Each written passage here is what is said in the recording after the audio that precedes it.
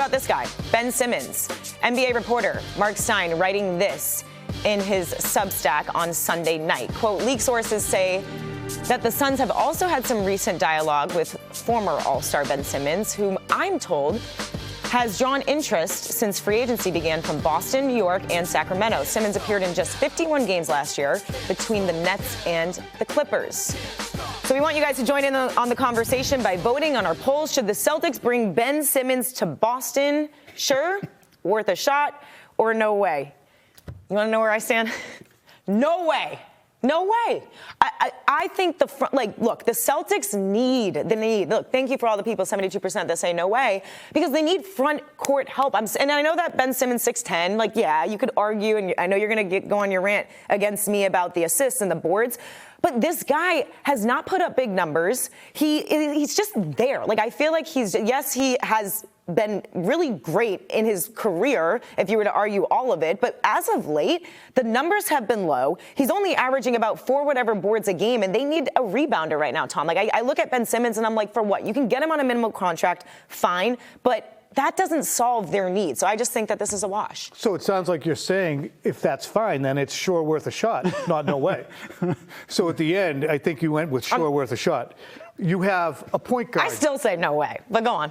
Go on, my bad. You have a point guard deficit right now. Peyton Pritchard, who's 6 feet tall, is your point guard. You bring in a 6'10" point guard who's defensive-minded, and this is a guy who was one of the all-defensive players on an annual basis, whose greatest gift is his ability as a passer and a facilitator on offense. He can't shoot. We all know that. We understand that. He is a fragile fella between the years when it comes to playing offense. He also can be a pain in the posterior.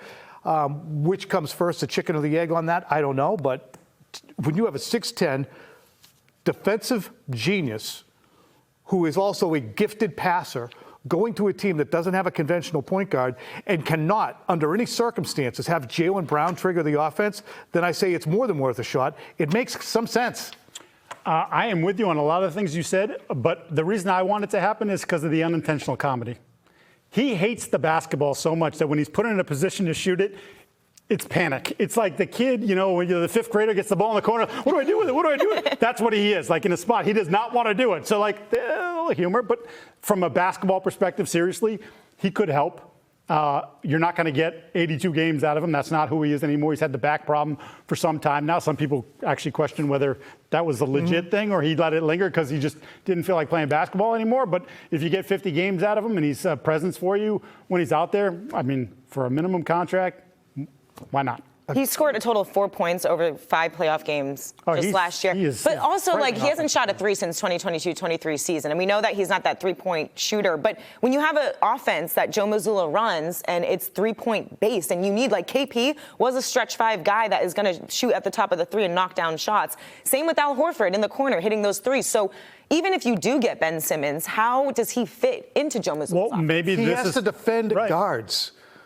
There's 2 ends of the court, the players, they can't sub him in and out in between, so he has to defend both ends. So if there's a portion of his game that's lacking on the offensive end, then you hope that he makes up for it on the other end as a guard who's 6'10", can defend, is long, and is a pain in the ass out there. So to me, yeah, you understand, well, we're not going to have him shooting 3s. Big deal. Put him down the other end. Let him take care of business down there. Let him post up some guys, hammer some stuff off the backboard with his layups, jump hooks. So basically 5 defensive players, but 4 offensive players. Well, a brilliant defensive player. It's almost like Marcus Smart being here.